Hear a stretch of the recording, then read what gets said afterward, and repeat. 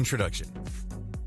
In the United States over the past few decades, if you were to look at the top 10 prescribed medications in the country, anti-anxiety and antidepressant medications will always make the list. This is not an accident, nor is it a fluke. We live in a very stressful world. In fact, a lot of Americans are struggling with anxiety disorders at some level or another. It may have different manifestations, but make no mistake that it definitely gets in the way of a more effective life. Whether you want to be more successful in your relationships, or you just want to be a happier person, or you would like to be more effective in your career, you need to deal with anxiety. Unfortunately, this is easier said than done because the vast majority of people cope with anxiety in all the wrong ways. If you are taking this training, chances are you are struggling with anxiety at some level or another, or you have a loved one who is. Please understand that this training teaches you alternatives that will help you overcome anxiety. Ultimately, anxiety is a combination of your environment, your genetic predisposition, as well as your chosen coping mechanisms. Never underestimate the amount of control that you have over your situation. A lot of people are under the impression that if they have some sort of genetic predisposition for any kind of condition, that they basically have no say in what afflicts them. In other words, they really have no choice over their situation. This really is too bad because the multi-billion-dollar pharmaceutical industry benefits when people continue to believe this. Because if there is no individual control over anxiety, and it's just a foregone conclusion, and your only choice is to go through some sort of counseling paired with psychopharmaceutical intervention, there is really not much you can do. You really don't have much of a choice. Well, please understand that you have a lot more control and say over the matter than you give yourself credit for. Now, please understand that I'm not saying that you should not get professional help in terms of psychiatric or psychological guidance. I'm not saying that at all. I suggest that you work with a professional. But please understand that you can supplement whatever they give you or prescribe to you with things that you can do on your own. These are mindset resetting strategies that would enable you to retain control over your life. The reason why you're struggling with anxiety is that, ultimately, you feel that you're not in control. You feel that you live in a world you didn't create, and for a variety of reasons, there is just something bad that's about to happen, or you're struggling with guilt, remorse, doubt, and other negative emotions about the past. Well, please understand that the past is the past. Those facts already happened. It's not like you can jump into a time machine and reverse what happened. Those are facts.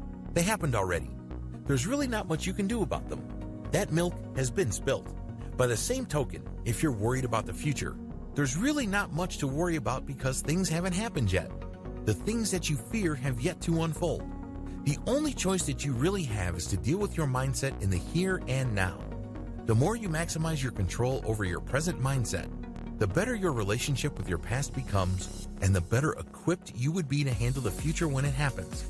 This training teaches you how to overcome anxiety without drugs, without professional and expensive psychiatric counseling, and by simply helping you rearrange your mental and emotional furniture. Do a self-audit. List down all the things that cause you anxiety. This assumes that you know what anxiety is and that you have certain feelings toward certain things in many areas of your life. This is not always the case. A lot of people have undiagnosed anxiety. They really can't quite put their finger on it, but whatever it is upsetting them. They won't label it as anxiety, but it may function like anxiety. So, to the best of your ability, write down all the things that you are aware of that cause your anxiety. Write down all the things that you fear. Since a lot of people are unclear about what causes them anxiety or what anxiety exactly is, we're going to just go by a self-audit regimen that uses strong emotions or strong feelings as a guideline. So, in this instance, you're going to list down all the things that you are afraid of. List them all out. There's no such thing as a wrong answer. If it seems irrational or almost cartoonish or funny, write them down anyway. This is all about you. Nobody's going to read your answers. The key here is to help you get a full picture of the things that weigh you down and hold you back. List down the things that you are guilty of. These are things that you are remorseful of. These are the things that you wish didn't happen. Maybe these are things that you did in the past or said in the past. Write them all down. There's really no intensity level here. As long as you can remember it now, and as long as it does come up in your mind from time to time, that's good enough to write down. Write down the things that you are doubtful of. Do you have relationships that you are doubtful of? Maybe you feel like you don't love your parents. Maybe you feel that your parents don't love you. Maybe you feel that you don't really believe in the religion of your parents or the religion you've chosen, or you don't have much faith in your partner. Whatever it is, write down the things that you're doubtful of. Right off the top of your head. Be as spontaneous as possible. There's no such thing as a right or wrong answer, so write down everything because we're trying to come up with a full audit of everything that's knocking around in your head. As much as you can, try not to edit yourself. Remember, nobody's going to check your answers. What's important is that you get everything down that you are thinking about. As long as it enters your mind, write it down. Don't second guess yourself. Don't edit what you wrote down. Think clearly about what happened. And as long as it enters your mind and as long as you can clearly describe it, write it down as is. Don't edit it. Don't tone it down or scale it up. Give yourself time to write out full lists. If it takes a couple of days or even a week or two, that's okay. Just give yourself the time to write a completely exhaustive list of all the things that you are anxious about. It's important to note that when you're doing this, you shouldn't put any stress on yourself. Don't think that this is some sort of deliberate, pre-planned, highly calculated exercise. That's defeating the purpose. The whole point here is to come up with a massive list to audit your anxieties. For this to happen, you have to be as comprehensive as possible. Unfortunately, when you put a lot of stress on yourself, you tend to edit yourself. You tend to highlight certain things and crowd out others. The better approach is to go about writing all these things like you're in the shower. Remember the last time you were in the shower and you came up with this idea? Well, people do that all the time. Because when they are in the shower, they're not pushing themselves to think one way or the other. They are more susceptible to genuine insight and flashes of intuition. Do that when you are doing a self-audit. Prioritize your list.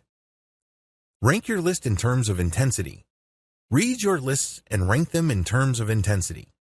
When you think about, for example, the father you never knew because he abandoned you when you were still in your mother's womb or when you were a little kid, how do you feel about that? How intense is the emotion? What kind of emotions do you feel? Do this for all the things that you have listed. This is going to take some time. It's easy to look at what you've written at face value. It's very tempting to think that if you remember certain memories as being emotionally intensive, then that's that. You might want to do things differently. Give yourself the opportunity to really feel the emotion. How intense is it? Is it consistently high? Are you sure this is not just a one-time thing? Are you sure that you're not remembering a memory? Those can be quite tricky. The emotions have to flash in your mind the moment you think about these memories. You can't think about being angry in the past about that memory. That doesn't work. It has to be a first-hand emotional experience. Give yourself time to adequately gauge intensity. Since you're going through each item and each has its own unique emotional impact on you, give yourself some time to do this. Think through each item on the list. Now that you have given yourself time to adequately gauge or appraise the intensity of the emotions of your memories, you need to take one extra step. This is a very important step. Avoid the tendency to read into the intensity of your emotions. In plain English, this means that the emotions have to be intense in and of themselves. The moment you think about something, intense emotions have to flash in your mind. That's how immediate it should be. Avoid thinking about situations where you're thinking about something, and then the fact that you are thinking about it and you start feeling bad about the memory, and then it starts getting really intense. The intense emotions you're feeling are not really about the memory itself, but the act of you going over the memory.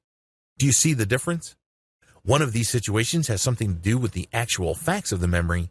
The other is just your interpretation of those facts. Again, there's a big difference. Be completely honest. Please understand that you're not trying to impress anybody here. You're not trying to prove something. You're not trying to be some sort of role model. Nobody's watching. Nobody's going to see your list. So it's extremely important that you be completely honest with yourself. Because if you're not honest or if you somehow hold back, the only person that would suffer is you. And ultimately, other people around you, namely your loved ones, will suffer as well. So be completely honest about your prioritization and ranking of these anxieties. Categorize your anxiety challenges. Start categorizing with your most intense anxieties. Starting with the anxieties that really get your goat, ask yourself where they relate to. Can you come up with a broad theme that unites them? Are they things that happened in the past? Are they things that involve some sort of abuse? Are they things that you regret? Are they things that involve people you blame for a lot of what's wrong in your life? Are they things that you feel are part of your personal weaknesses that make you vulnerable? Come up with other themes. The key here is to come up with a clear picture or a clear box for each list that you have. And the more you go through the list, the more these patterns will emerge. Categorize all your anxieties. This is going to take a while, but you need to categorize all the anxieties that you have listed based on the themes that you have detected. I have to admit, coming up with categories for memories and emotions that you have can be quite confusing. This is why it's a good idea to feel free to mix and match different categories. Please understand that there is no one perfect category that would fit most of your emotional experiences. Just feel free to mix and match to come up with new categories that are more descriptive. Feel free to do free association. Don't automatically assume that since a lot of people think that a certain memory has to be categorized a specific way, that that's the only way to go. When you do free association, certain pairings might come up. You may be able to identify new categories that you didn't think of before. You shouldn't feel any kind of pressure that you're just cramming all your memories or all your self-audit data into just one box. This is the key. Don't feel that you're in any kind of pressure to do this. Also, it will help tremendously if you get rid of the right way versus the wrong way mindset when classifying your emotional memories. Remember, they are yours. You have all the rights in the world to classify them in a way that makes sense to you. This is the key. Because you're doing this to help yourself. You're not doing this to impress other people. You're not doing this because it's some sort of homework assignment that will be graded. It has to make sense to you so you can help yourself with your anxiety issues. Feel free to list the same anxiety among many different boxes. Maybe it's something that happened in the past that you can't forget, and it's also a cause of regret, and it has also an abusive experience. In that case, put that experience under 3 boxes. Make notations of the intensity of the anxieties that you have categorized into themes and rank them. To the best of your abilities, rank your anxieties within each of them. This is not going to be easy because oftentimes when we remember a traumatic incident, it's as if we got hit by a tsunami. Our emotions just get the better of us and it seems so intense. But when compared to other anxieties that we have, and when we have a big picture perspective, it turns out that that anxiety that seems so strong and so overpowering is actually fairly tame. So, you have to have a big picture perspective when ranking all these anxieties under each theme. Believe that you can overcome. If you believe, you will achieve. Please understand that belief is the cornerstone of your life. If you believe, you will achieve. If you don't believe, it's going to be a much harder road for you. This may not necessarily mean you would fail, but you're going to have a harder time. You have to have your mind in the right place before you go on this journey of overcoming your anxiety. Otherwise, your mindset will sabotage you, undermine you, and constantly get in the way. Before you know it, because of your mindset, you just run out of steam. What's so important about your mindset anyway? Your mindset dictates your life. Mindset equals selective perception, selective analysis, selective response, selective action, which triggers selective reality. How does mindset impact your reality? Believe it or not, your mindset helps you edit your reality. I know that's kind of a strong word because when you edit something, you change its form. You change its direction. Eventually, you change its quality. We are all editors of our own personal realities. Just because most of us don't step up to this responsibility and take full ownership of it, it doesn't make this fact go away. All of us have this capability. This is how it works. You have a mindset. Believe it or not, you have chosen it at some point in time. It may not seem like it, but that's the way it is. It's chosen. You're not going to hang on to your mindset if you didn't choose it. This mindset is not neutral. When you take in all these objective stimuli from the rest of the world, you process them through your mindset and you give them meaning. This is called analysis. It may seem natural. It may seem like this is the objective reality, but don't kid yourself. This is subjective because 2 people with 2 different mindsets can look at the same exact set of facts and walk away with 2 totally different conclusions. That's the power of mindset. Your childhood, your upbringing, how people treated you, any kind of abuse you suffered, what kind of beliefs you have. All of these impact your mindset, and it's yours. You process reality through the lens of your mindset, and guess what happens? That's right. Your emotional state is affected. This then leads to you responding to whatever is happening in a certain way. When you respond, this is where the world kicks in. How come? Well, when you take an action, there are consequences. For every action, there is a reaction. Reality works that way. This is why when you adopt a certain mindset, whether you're conscious about it or not, you eventually end up with a certain reality. And it's all a choice. Until and unless you take full ownership of this, then you will continue to be the person who keeps asking, what happened? Instead of the person who makes things happen. Your life is the product of your mindset. You have to take responsibility of your life. The fact that you are under a tremendous amount of anxiety and you're feeling guilty over certain things or you feel ashamed of certain things is because, ultimately, of your choices. Now, please understand, I'm not blaming the victim here. Maybe somebody did sexually abuse you. Maybe you were the victim of a crime. Maybe other people had it in for you and did you harm. But that's not the point. The point is, how you responded to those events is your responsibility, because the same traumatic thing can happen to two totally different people, and they can have two totally different responses. I know this is a simplification, but this is the truth. Your mindset plays a big role in how you perceive the world's stimuli. Your mindset plays a role in how you perceive and accept reality. You have to take ownership of this. You have to boldly proclaim, with no ambiguity and with full honesty and sincerity, that you chose your life. Stop blaming others. When you blame others, you hand them power and responsibility over your life. When you blame other people for whatever has gone wrong in your life, or worse yet, your personal failings, you are essentially giving them control over your life. Think of it this way. If your father abandoning you as a child or your mother abusing you when you were little caused all your problems, who ultimately can fix them? This is not rocket science. This should be pretty straightforward. Let's put it this way. If you walked into a store and you broke something, who can make amends? Who can put things back together? Here's a hint. It's not the shopkeeper. Do you see how this works? Since other people that you continue to blame to this day broke your life, then it logically follows that they are the only ones that can fix your life. They broke it in the first place, so they can fix it. Here's the problem. Those people are already living their lives, or they're dead. They're gone. However you want to slice and dice it, they're out of your life. They've moved on. Continuing to wait for them to make a cameo appearance back in your life to put things together is simply just setting yourself up for failure. This is what happens when you blame other people. You're constantly saying, I'm not responsible because this person did that at that time, or this situation happened to me. Well, this is the most powerless thing you can ever do to yourself, because you are putting the solution to whatever is wrong with your life in the hands of people or situations that you cannot control. It's bad enough trying to change yourself. Can you imagine trying to change other people?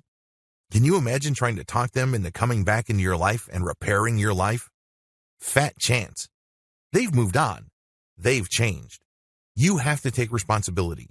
You have to take ownership. You have to take the initiative. I know it hurts because it's so unfair. But guess what?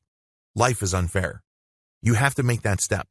You have to take ownership of your life by saying, it may not be my fault that this happened, but it is my responsibility to myself that I accept how I process this information. In other words, you stop blaming others and you take full ownership and responsibility over what's going on with your life. The future begins with me. You have to commit yourself to changing your mindset. If you change your mindset, everything that I'm going to discuss involving overcoming anxiety is possible and highly probable. You would be well equipped to do the emotional and psychological heavy lifting needed to effect profound change in the way you perceive reality, in the way you carry yourself, as well as how you get along with others. In other words, you get a shot at living a new, more victorious life. But it all begins with your decision to change your mindset. How important are decisions? You have to understand that there's a big difference between actually deciding and thinking about making a choice. Too many people confuse the two. They think that they're making a decision when what they're really doing is that they are thinking about making a choice. They are not quite there yet. They're still weighing a lot of things. They're still considering a wide range of factors. But in their heads, they've already come to a decision.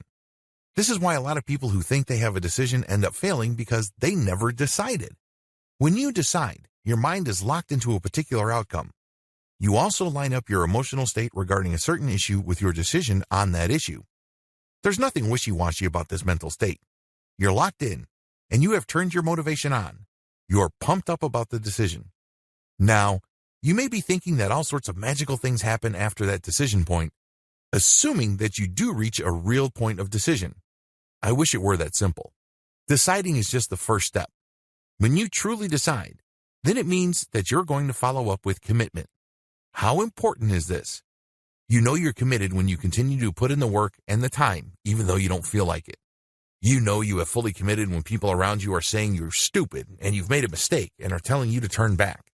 You know you're committed when you face one difficulty after another and all sorts of unforeseen events happen, and you still stick to it. That's the power of commitment. As awesome as that may be, that is only triggered once you have made a decision. These two go hand in hand. Changing mindsets is not easy. We're all creatures of habit. Even if we commit to change, sometimes our old habits and patterns kick in. But you have to remain focused and dedicate your willpower to overcoming your habits. Focus on what you stand to gain. Focus on the relief that you get turning your back on the things that make you feel frustrated, sad, pathetic, and angry now. If focusing on what you stand to gain is too hard or seems to be too far off or abstract for you, do the opposite. Focus on the pain of staying where you are and not changing. You see, there are basically two kinds of people in this world. On the one hand, there are people who are drawn to achievement and the better things in life. In other words, they let their desires motivate them. On the other end are people who will only lift a finger to change their circumstances when they feel that they are about to lose everything. In other words, they are motivated by fear. Here is the good news. There is no right or wrong answer. Whether you are motivated by your highest hopes, dreams, and values, or you are pushed by your fears and insecurities, it doesn't matter. What matters is you put that right foot in front of the other and you keep on walking towards that goal. So, focus on what motivates you and make that change happen. Dedicate yourself to mindset and attitude change. Set up a set of affirmations. These are short statements you say to yourself non-verbally, but very clearly as many times as you can per day. This might seem ridiculous, but affirmations work. Why? They function as conscious reprogramming of your personal narrative. If you're struggling in any area of your life, it's because you have a personal narrative that makes that struggle happen. For example, if you have a tough time honoring your commitments, you may be operating from a personal narrative that tells you that you're not a very trustworthy person or you're just too busy to commit. You really can't keep your word because you have so many other things going. Besides, deep down inside, you are a victim. Affirmations work because they allow you to consciously come up with a new program or description for yourself. The more you repeat this, the more likely it will sink in and become part of your conscious mindset. It doesn't work overnight, but through focused and dedicated repetition. Start a personal change diary. Your personal change diary may seem like a simple ministerial task. After all, you're just making entries on your personal journey to transformative change. At a certain level, it may seem like not much is happening. It might even seem like you're just going through the motions or, worse yet, just wasting your time. You should get these negative thoughts out of your head because starting and keeping a personal change diary can truly change you as you work to change your mindset, so you are less anxious every single day. How come? Well, when you look at how you started and the mindset that you had as well as your description of your personal world and compare it to who you have become, you can't help but feel motivated. Think about it this way. When you began this process, you probably thought that your anxiety and your fears were basically who you are. You feel trapped. You feel that there's just really no way you can get out of this situation because you're just stuck. This is who you are. This is ingrained in your essence as a person. But when you look at a later entry and you notice that your mindset has changed, this gives you hope. Things weren't as hopeless as you thought. It turns out that things aren't as bleak as you originally imagined. This gives you a good reason to keep pushing forward. Sure, the changes may not be all that dramatic, but there's no need to be a hero. The fact that you have changed, even in the slightest degree, is good enough for you to draw hope from. This enables you to recommit yourself. Please remember, the key to transforming your mindset so you're less anxious and less fearful and more effective as a person is commitment. The good news is that it doesn't take much for your sense of commitment to be encouraged. It just needs a simple change. Look for that change. Identify and track that change by starting and keeping a personal change diary. Recommit yourself every day to this project of changing your mindset. Celebrate the power of daily commitment. The problem with a lot of people committing to certain changes in their lives is that they think that they are already committed. After all, in their minds, they're thinking, well, I'm doing the same thing day after day, aren't I? Isn't that commitment? To a certain degree, they are absolutely correct. But to turbocharge that process and unleash the power of that daily decision to commit to a certain set of actions, regardless of what you are feeling and regardless of what's going on around us, a little bit of consciousness is required. By simply saying to yourself, I am committing today, and then the next day saying the same thing and meaning it, you line up your conscious capabilities with your habitual side. This gives you more power. This also reawakens or reminds you of your sense of purpose. Remember, you're trying to change your mindset. You're trying to do something that is very difficult to do. It usually takes a tremendous disaster for people to change their mindset or something unbelievably good. Outside of those fairly rare circumstances, people stick to their mindset. You're working on something grand. Accordingly, you have to be as conscious about the process as possible so you can attack it with full power. Challenge your mindset every day. Hanging out with difficult people is annoying and can seem like a waste of time, but it can also be a tremendous opportunity to test whether you're making progress in changing your mindset. Remember, you're not changing those people. That's not the point. The point is whether the people who used to throw you off or upset you no longer do, because that's the only way you would know if you're really making changes. You can give yourself all sorts of affirmations, and you can think of all sorts of warm and fuzzy images about the change that you are trying to achieve. But until you actually pull it off in situations that normally emotionally challenge you, you're not really making progress. So, find those challenges. I know that most people would find these situations very difficult, even toxic. But that's precisely why you need to seek them out, because they really push you to the limit. You're not going to grow without pain. You're not going to grow without challenges. It's going to be very hard for you to change unless you put yourself in a situation where you're not comfortable. List down the changes in your mindset. Have you stopped automatically blaming others? Have you stopped automatically blaming yourself and feeling guilty? Are you more proactive? Are you more likely to assert yourself? Are you more likely to speak your mind? What changes do you see? If you don't see enough changes, then challenge yourself more. Put yourself in situations that would normally irritate you, hurt you emotionally, and see if you can withstand and overcome. Remember, this is trial by fire, because baby steps are not going to cut it for most people. They hold back and they stop growing. You're going to have to commit yourself to this. Victory is all about consistency and constancy. It doesn't really matter how many times you think you failed. What matters is that when you get knocked down, figuratively speaking, you spring back up. Sure, it hurts the first time around and you probably want to linger on the floor, but eventually you get used to it. Eventually you toughen up. And before you know it, you reach a point where you get knocked down and you spring back up. That's called emotional grit. That means that you will stick to your path no matter what, and that is a sign of maturity and progress. Taking hold of the past. Stop letting your past define you. Too many people let their past define them. They screwed up badly, and they think that their only value to humanity is their screw-up. They think that that's what defines them. They think that they really can't progress past that point. Maybe you went to jail. Maybe you were accused of something. Maybe you did something to somebody else that you regret. Maybe you were abused and made to feel small, powerless, and weak. Whatever happened to you, please understand that it's the past. The past is the past. The past is the past. You don't have a time machine that you can jump into and change the facts that happened. Those facts happened. Your job now is to live your life in such a way that you are happy, well-adjusted, effective, and loving and kind. In other words, your job is to live today.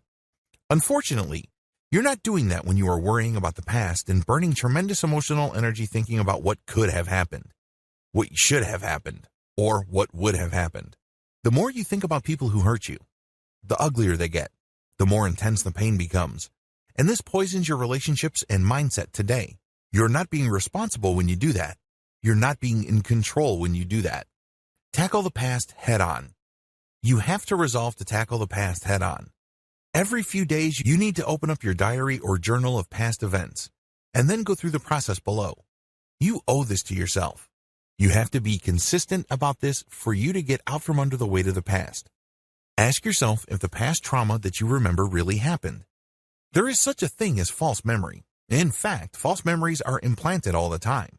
If you don't believe that false memories are possible, think back to the 1990s. In the 1990s in the United States, there were all sorts of scandals involving therapists feeding false memories into the minds of their patients or clients. This is due to the fact that human beings are very suggestible. When you come across somebody who you trust and have confidence in primarily because of their title or their supposed authority, you put yourself in a very vulnerable position. You put yourself in a position where they can easily influence you, where their suggestions can even seem like they came from you. In the 1990s, a lot of counseling and psychiatric therapy sessions were kind of free-form. There weren't really clear protocols regarding suggestibility. It is no surprise that in this climate, there were all sorts of false memories due to suggestions and false associations made in the minds of patients by therapists who highlighted or suggested certain associations. Lives were broken. Imagine growing up in a family where everybody loved each other and everybody got along. You had a tremendous respect for your father and your mother. And then later on in life, when you developed alcoholism or you had problems in your marriage, you see a therapist. The therapist then leads you through a sloppy, unstructured process where you end up with false memories of abuse against your parents. How can you regain the relationship you have with your father when you had this false memory that he raped you as a kid? Do you see how this is a problem in the 1990s and continues to be a problem today? False memories are more prevalent than we assume. Be careful with them. Question all your memories. The human memory is actually very faulty. We often remember things by association.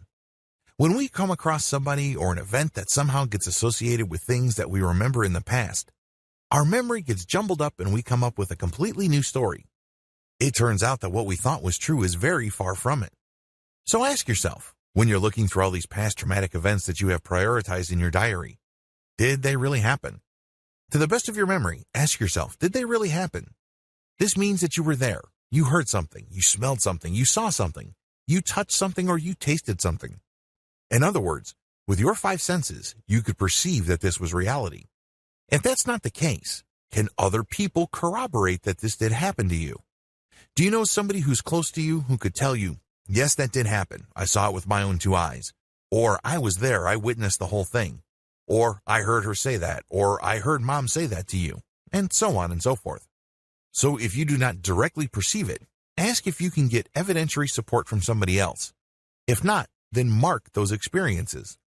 Eliminate false experiences. If you can't find any documentary proof or if you don't have any personal remembrance of an event and you can't find any corroboration from anybody else, decide once and for all that these events did not happen. The next time you start to remember them, say to yourself in a bold voice, internally and silently, this is false, this is fake, this is not a real memory. I don't want to have anything to do with this. When you do that, you shut down the normal wave or chain reaction of negative emotions that you feel. Why waste tremendous amounts of emotional and psychological resources on things that did not happen? It may seem artificial. It might even seem like you are basically just spitting in the ocean, and it's really pointless and futile. But you have to keep repeating the pattern above until it makes sense. This is a key part of you taking full ownership over your false memories. If you still aren't pumped up about this, just think about the misery you feel when you entertain false memories. They make you feel small. They make you lose trust in people, and they make you feel weak. It's not a good place to be. Tie that bundle of negative emotional states together with the alternative to not repeating memory self-ownership statements. Sure, repeating these statements over and over again may seem boring, pointless, and ineffective. But what else do you have? You really can't say that what you have right now is going to be so much better. In fact, the reason you're taking this training is because you want to get out from under all that anxiety, fear, and negative emotions brought about by false memories. There is misery in false memories, so focus on that. Say to yourself, okay, this might seem repetitive. It might seem mechanical. Deep down inside, I feel like I'm just wasting my time. But what do I really have as an alternative? Do I really want to go back to the misery that my false memories bring? When you paint things in such a stark way, that contrast highlights the value of what you're doing. I know you probably have 1,000,001 other things you'd rather attend to. We're all busy. But believe me, when you call out your false memories and you repeat these statements, you start reclaiming your life. This action is an investment in a better life. This is not denial. Please understand that you are not practicing denial. You're not sweeping an elephant under the rug. Instead, you're being rational. If you did not experience it and nobody else around experienced it, then for all practical purposes, it didn't happen. Why are you going to continue to beat yourself up about something that didn't happen? This is fiction, and for whatever reason throughout the years, you hung on to that fiction. Maybe it helped explain your situation. Maybe it gave you a lot of excuses. Maybe it served some sort of purpose in the past, but now it's a burden. Now it's holding you back and dragging you down from the kind of life you should be living. It's time to end the madness and just constantly stop yourself when you remember that thing. Once you start thinking about it, just say, "This is fake. I'm lying to myself when I do this." Phrase your rejection in the worst way possible. Maybe you should say, "I'm being a fool if I think about this because this is false memory. This is not real. I'm going to stop being stupid." Something like that. Eventually, you will get used to it and you will stop. Because it doesn't make any sense to waste any more emotional resources on things that didn't happen. Overcoming exaggerated memories. Identify your exaggerated memories. After you have identified and knocked out your false memories, the next step, after a few weeks or even a few months, is to focus on your exaggerated memories. These are memories that actually happened. People were there. You yourself can vouch that this actually happened. There is some sort of evidence that it happened. Nobody can dispute that these things really happened. But the problem is, you exaggerated the details. In other words, you blew it out of proportion. You over-dramatized things. So, something that could have happened to other people and they could just shrug it off or blow it off, you chose to hang on, blow it up, and attach a very toxic significance to it that continues to bother you to this very day. These are exaggerated memories. Relive each exaggerated memory one by one. As much as you can, put yourself in a situation where that exaggerated memory occurred. Put yourself in the scene. Imagine yourself in that place. Zero in on the facts as you know them. These are just the facts, okay? Not your interpretation. Please understand that those are two totally different things. Focus on the facts as they happened. Write down fact versus interpretation. Analyzing what happened to you, write down to the best of your ability what actually happened and what you think happened and what you think it signified or what you think it meant. Please understand that these are reactions. These are interpretations. Write a long list of all your interpretations. Interpretations and personal analysis change over time. As we mature and as we change, our interpretations change, so just come up with a long laundry list. Pick out interpretations that empower you. There are many ways to interpret a situation.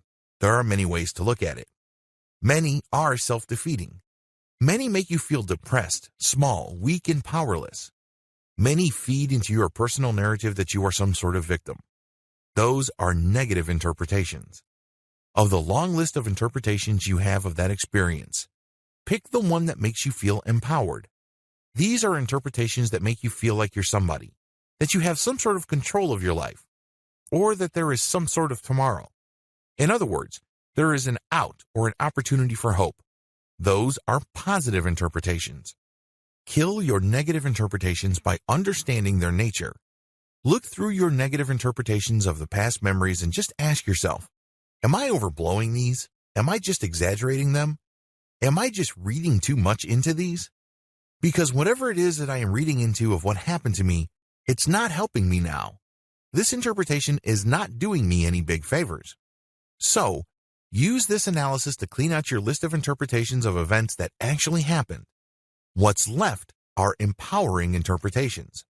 Play up your empowering interpretations. As long as your empowering interpretations are based on actual facts, you are not engaged in self-deception, self-hypnosis, or any such thing. Instead, you are basing your interpretation on fact. But you need to look at your positive interpretations and be clear about them. Are they directly related to the experience? Do they flow directly from the experience? If they do, then amplify them. Because you have to understand that if you went through a negative experience, that can be a breakthrough moment. Instead of something that can make you feel small, weak, powerless, ugly, repulsive, dumb, stupid, unwise, foolish, or whatever, you can use that experience as something that is a breakthrough to personal power, autonomy, strength, wisdom, beauty, transformation, and hope. It's all about perspective. But you have to base that transitional perspective from merely positive or merely okay to very positive on facts. So, go back to the facts of those experiences and say, for example, my father left my mother before I was even born. This experience enabled me to be a more independent person, to be always grateful for what I had, and to work hard for everything that I have. If this sounds familiar, this is the LeBron James story. Do yourself a big favor. Look at what happened, and look at the victory there by looking at the positive impressions that you have and making those shine. Emphasize those. Test your change of mindset by constantly thinking of exaggerated memories. When you think of these exaggerated memories, automatically focus on the positivity. Automatically focus on the sense of empowerment that you feel. Eventually, it becomes a habit. Because previously, when you think about these memories, you blew them out of proportion in a very negative way. You felt crappy. You felt weak. You felt nasty. Now you feel good. But it's still the same basic facts. But you have to understand that what doesn't kill you makes you stronger. Sure, it may seem devastating at that time, but it was actually the push that you needed. For example, a girl was told by her mother that she's ugly, grows up to be a supermodel. Why? Because she wanted to prove her mother wrong. She didn't have the luxury of everybody telling her she's beautiful, so she learned how to become more confident based on other things that enhanced her natural beauty. Let's get one thing clear. There are all sorts of people in this world who will just have it in for you. For whatever reason, you rub them the wrong way, and they have resolved to make your life hell. At the very least, they're going to tell you that they don't like you. Fair enough. The truth is, just because other people say certain words or actions to harm you, it doesn't necessarily mean that they will harm you. To paraphrase Eleanor Roosevelt, nobody in this world can make you feel lousy without your permission. Whether you feel inferior, ugly, repulsive, dumb, flawed, scummy, shameful, it doesn't matter. All of these are interpretations. You don't have to accept their gift. You don't have to allow them to reach you because ultimately you are in control. Either you're in control or they're in control. Do you see the stark choice? Take control. Take ownership. It may not be simple. It may not be easy. It definitely may not be comfortable. But it's absolutely crucial. Practice mindfulness. You have to adopt some sort of mindfulness practice to change and always be aware of your mindset. Mindfulness enables you to zero in on the present moment. You're not bent out of shape about the past, and you're not weighed down by the anxiety of the future. Instead, you are focusing on what's happening right here, right now. You're focusing on reality as it unfolds. Different models of mindfulness for different people. Different people have different preferences as far as their mindsets are concerned. Some people do well with certain types of meditation and mindfulness practices. Others do less as well. The key is to avoid thinking that there is some sort of one-size-fits-all mindfulness solution for you. Instead, cycle through and experiment with the different mindfulness options I'm going to give you below. Please understand that this is not an exhaustive list. There are many different variations to these, as well as many different unique ways of achieving mindfulness. I'm just giving you these as a sampler. Once you get used to these techniques, or you pick one that works for you, you might want to take things to the next level and explore other related mindfulness or meditation options. Present observation meditation. This method is also known as single object observation. When you practice present observation meditation, all you're doing is looking at an item in front of you. That's all you're doing. What makes this type of meditation or mindfulness practice so powerful is because you pour all your sensory effort at that object. When you're that focused on the texture, the color, the shape, and all other descriptive dimensions of the object in front of you, you're not thinking about past childhood trauma. You're not thinking about the things that you normally worry about.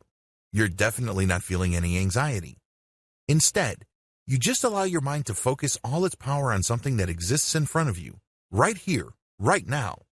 This clues you into the present moment and helps you establish a tremendous amount of mental, emotional, and psychic discipline. Awesome, right? Waking meditation. Also known as walking meditation, this is one of the most practical meditation or mindfulness techniques available. Walking meditation or waking meditation is all about allowing yourself to be fully present in an outdoor setting, taking in all the sights, sounds, smells, tastes, and textures.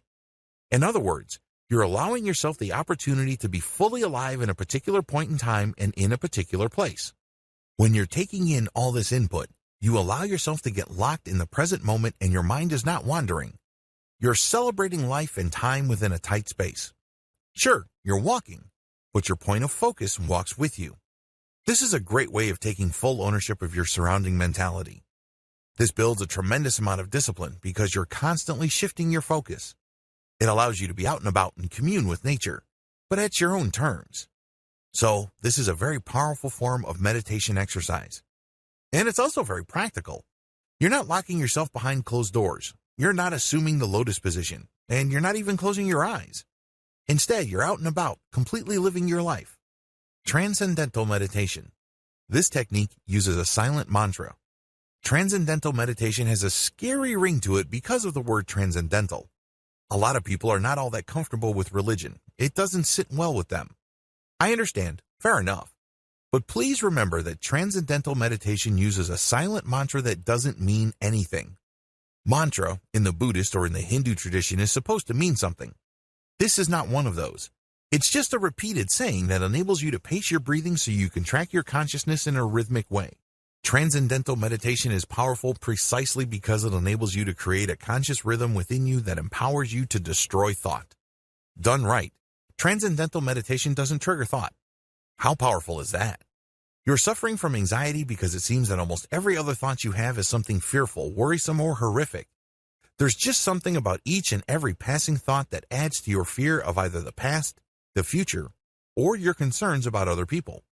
Transcendental meditation is the complete opposite of that. It is 180 degrees away from any notions of self, fear, doubt, anger, or emotions. How come? You don't think. Thoughts are vaporized by transcendental meditation. They can't even begin to bring some sort of emotional impact because they don't even materialize. That's how powerful transcendental meditation is. And the best part to all of this? It's effortless. You just repeat your silent mantra and eventually it sinks in. Eventually, your thoughts start to vaporize sooner rather than later. And before you know it, they don't even form. Really mind-blowing stuff. In fact, a lot of people report tingling in their extremities because they are freed from material and physical attachment and grasping. There's no need to always feel in control. There's no need to prove yourself. There's no need to hang on. That's how powerful transcendental meditation is. Counting your breath. This technique enables you to watch your thoughts overhead. When you count your breath, eventually, you will be able to achieve distance from your thoughts. It's like you're sitting back and watching the clouds roll through the sky. As big and as dark as certain clouds may be, if you look at them long enough, you would notice that they're slowly moving. Eventually, with enough time, they will completely pass overhead. When you learn how to count your breath and acknowledge your thoughts, eventually, they will just simply pass over your head. When you learn how to do breath counting correctly, you would realize that you only need to acknowledge your thoughts. You're not denying them. You're not sweeping them under the rug. You're just acknowledging that they exist, and then you let them move on. You don't take hold of them. You don't try to reduce them into terms you can understand. You don't try to conquer them. You don't try to confront them. You don't do any of that. Those are the things that you normally do, and that's why you're anxious. That's why you are racked with all sorts of negative emotions like guilt, remorse, and a sense of worthlessness. Instead, when you count your breath, you still take ownership of the thought because you acknowledge that it's part of you, but you let it pass, only to be replaced by another thought, and you let that pass. Before you know it, you will start to be able to think about certain things without necessarily getting all worked up and emotional about them. This, in and of itself, makes the counting of your breath mindfulness practice worth incorporating into your daily routine. Regardless of which flavor of meditation or mindfulness you adopt, pick one. You will do yourself a very big favor when it comes to managing your anxiety on a permanent and sustainable basis. Practice makes perfect. Unless you feel it, it's not real. All of the stuff that I taught you here is worthless if you keep it in your head. You have to act them out. You have to put them into practice because then you will get a reaction from the rest of the world. The truth is, it doesn't really matter how the world reacts. What matters is how you respond to their reaction. That's how you know if you're maturing. That's how you know if you're changing. It is scary because now you're being proactive and you're not just lying down and taking what the world dishes at you passively. But you have to understand that the more you try, the better you get at it. You have to work with a sense of emotional urgency. Overcoming your anxiety through changing how you process stimuli from the outside world and your relationship with the past will produce amazing benefits. If you're still unclear or you don't really get that nice surge of emotional urgency when you focus on things you stand to gain, flip the script. Try to get emotional urgency from the fact that if you don't change the way you're doing things, you're going to get worse. If you think things are bad now, wait until you let your anxiety get even worse. Focus on the loss, the crippling debt, the sense of powerlessness. Are these enough to push you to put one foot in front of the other as you make the journey to an anxiety-free life? Unleash the power of momentum. When you do something repeatedly, you get better at it. You can take that to the bank. That is not a theory. That is not speculation. That is reality. Regardless of whether we're talking about trade, school, relationships, or whatnot, whenever you keep doing something over and over again, you get better at it. You get to figure it out. You get to find out the nuances, and eventually, you get the hang of it, and you become more successful at it. So just hang on to it. Give yourself a nice boost of motivation. I have a secret for giving myself a nice boost, for motivating myself when I feel like I've run out of steam, when I'm trying to change the way I look at the world and the way I deal with my anxieties and fears. I just read my personal journal diary, and I look at my first day, and I compare what I was feeling and thinking that day with what I'm feeling and thinking now. Believe me, this just gives me so much hope and fills me with so much motivation. It reminds me that I made some progress. I'm not a sad case who cannot change. I can have hope in change. So do this. And it doesn't matter whether you just started on day 1 and then you're comparing the entry on day 5. There is some sort of change. You may have to look for it. It may be small, but that small change is a cause for hope. Best practices for all natural, self-directed anxiety solutions. Get an ally. Humans are social animals. We do so much better when we are with other people. We do so much better when we help other people. Do yourself a big favor. Get somebody to help you. This is an ally. It may be your girlfriend, your boyfriend, your spouse, or it could be your parent. Whoever it is, it must be somebody who loves you. That person is basically going to walk you through your journey. Let your ally hold you to account. The cornerstone of the system that I have taught you in this training is honesty and sincerity. In other words, for you to overcome your negative mindset and negative self-programming, you have to be completely honest with yourself. And unfortunately, it's very easy for us to lie to ourselves. It's very easy for us to buy our own self-delusions.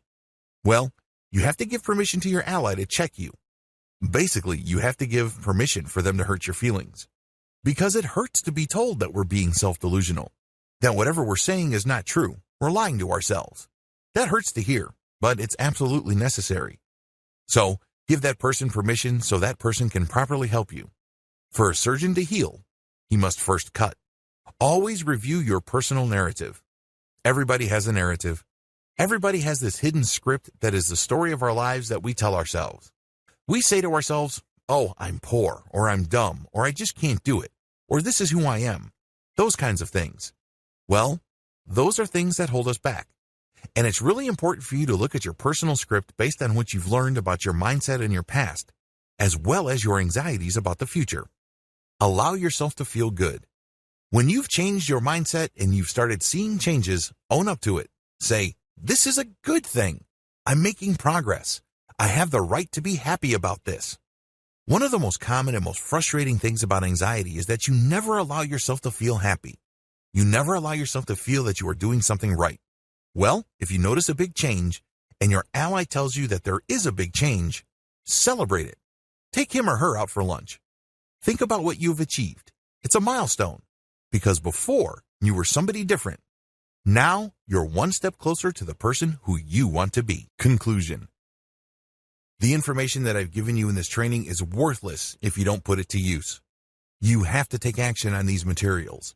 You have to take action today. You have to commit to it. This is not one of those things that you can just get into, jump in with both feet, and then after a couple of weeks give up. This is a lifelong thing. Because when you are more mindful about the things you choose to think about, you start thinking about the right things.